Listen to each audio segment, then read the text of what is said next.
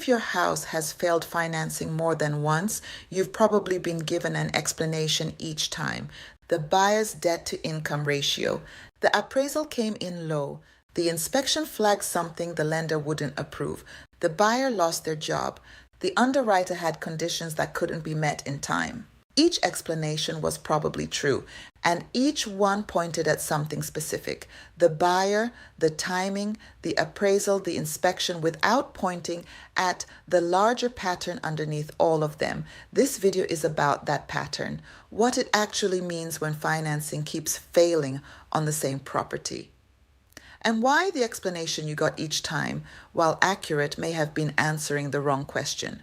The first time financing falls through, it feels like bad luck. You had a buyer, they were qualified or seemed to be, the deal was moving, and then somewhere in the process it stopped. The lender came back with something, the appraisal didn't support the price. The inspection surfaced an issue the buyer's financing couldn't accommodate.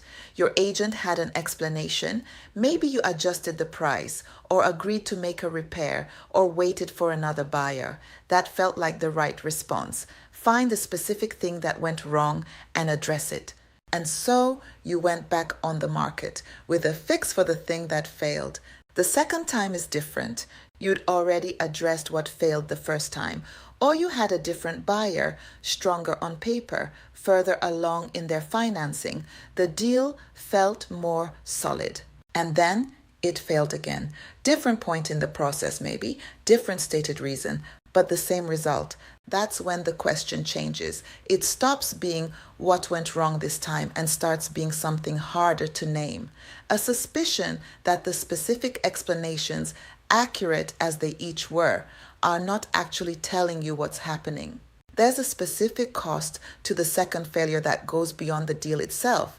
The carrying cost kept running through the entire process. The months it took to find the first buyer, negotiate, go under contract, watch it fall through, then the months to find the second buyer and go through it again.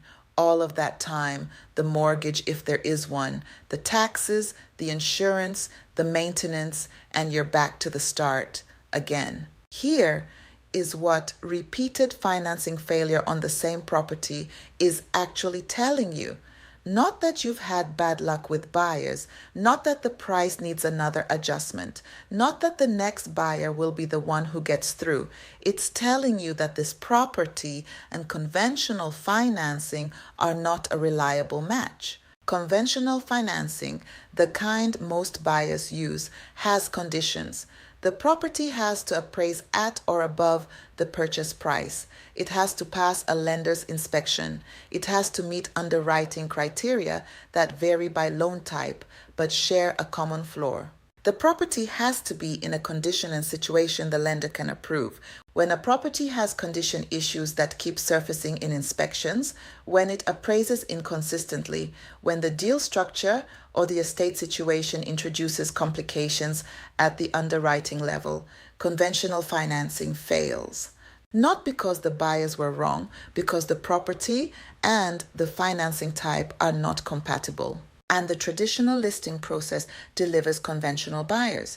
That's the pool it's built to reach, which means every time you go back on the market through that process, you're offering the same property to the same buyer pool and getting the same result. The explanation you got each time pointed at the buyer. The actual issue was the match between the property and the buyer pool. By the time you've been through this twice, the math has changed.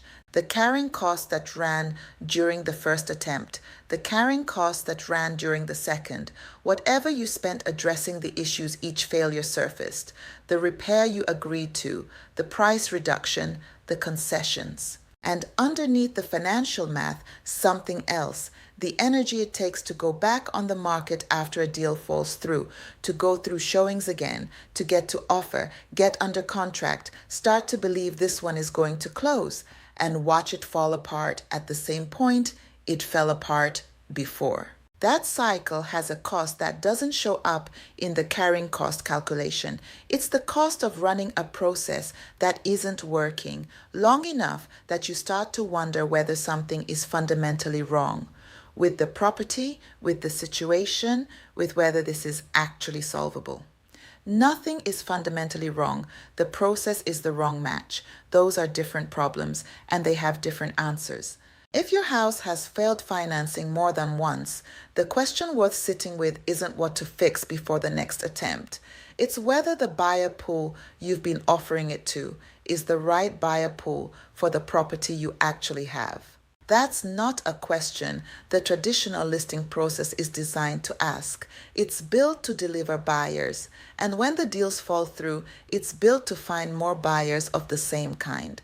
The question of whether a different buyer pool exists, one whose process doesn't depend on conventional financing, one that starts from where the property actually is a different question entirely. It doesn't have a fast answer, but if you've watched financing fail on this property more than once, it's the right question to be asking right now.